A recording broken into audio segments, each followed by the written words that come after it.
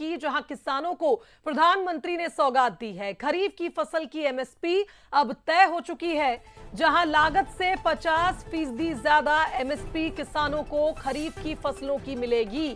धान, कपास, सोयाबीन की एमएसपी को बढ़ा दिया गया है। 14 अन्य फसलों की भी एमएसपी बढ़ा दी गई है। बड़ी खबर दिल्ली से, किसानों के लिए बड़ा फैसला केंद्र सरकार की ओर से लिया गया है। प्रधानमंत्री ने सौगात दी है, जहां खरीफ की फसल की एमएसपी को बढ़ाया गया है, जिसके चलते 50% एमएसपी बढ़ गई है। धान, कपास, सोयाबीन की एमएसपी को भी बढ़ा दिया गया है। न सिर्फ ये 3 फसलें बल्कि 14 अन्य फसलों की भी एमएसपी में बढ़ोतरी हुई है। किसानों के लिए बहुत बड़ा एक फैसला लिया गया है। आप सब जानते हैं कि खरीफ की फसल में जिस तरह से पिछले 10-11 वर्षों में मैसिव वृद्धि की गई है एमएसपी की, उसी कड़ी में सीएसीपी की रिपोर्ट पर 2025-26 के खरीफ मार्केटिंग सीजन के लिए आज कैबिनेट में एमएसपी अप्रूव हुआ है। टोटल अमाउंट इसका 2,07,000 करोड़ के आसपास का एस्टिमेट किया गया है। और जैसा कि प्रधानमंत्री श्री नरेंद्र मोदी जी ने प्रतिबद्धता दिखाई है किसानों को उनकी कॉस्ट के ऊपर 50% मिनिमम मार्जिन मिले, कम से कम मार्जिन मिले, उसका ध्यान रखा गया है। कॉस्ट से 50% अधिक, कॉस्ट प्लस 50%, इस चीज का ध्यान रखा गया है।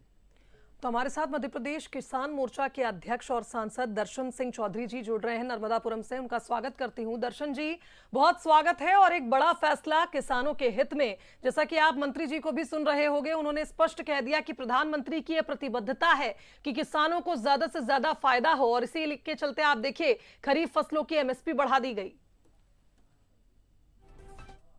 सबसे पहले तो मैं धन्यवाद देता हूं भारत के यशस्वी प्रधानमंत्री जी का, जिन्होंने लगातार जब से वो बने हैं 2014 के बाद किसानों की हालत में आमूलचूल परिवर्तन देश के अंदर दिखाई दे रहा है। एक जमाना था जब एक एक फसल पैदा नहीं हो पाती थी, आज 3-3 फसल किसान पैदा कर पा रहा है। उसका कारण है भारतीय जनता पार्टी और उसकी नीतियां, जो इंफ्रास्ट्रक्चर उसने मजबूत किया, बिजली पानी की उपलब्धता कराई और फसल दामों की गारंटी दी। और इसके कारण आज हम देख रहे हैं कि जो हमारी सरकार ने तय किया है कि किसान की लागत को कम करना, उसके उत्पादन को बढ़ाना, उसके मूल्य की गारंटी होना, और जब कोई प्राकृतिक आपदा जाए तो उस आपदा में सरकार संकट के समय खड़ी रहे। और इन बिंदुओं को लेकर आज सरकार ने जो खरीफ की फसल के रेट जारी किए हैं और जो किसानों को लागत के आधार पर लाभकारी मूल्य देने की बात लगातार वर्षों से कांग्रेस ने शासन किया, वर्षों तक कांग्रेस ने शासन किया, लेकिन किसान की खेती घाटे में चली गई। घाटे का सौदा करने का काम किया, किसान खेत से दूर हो गया।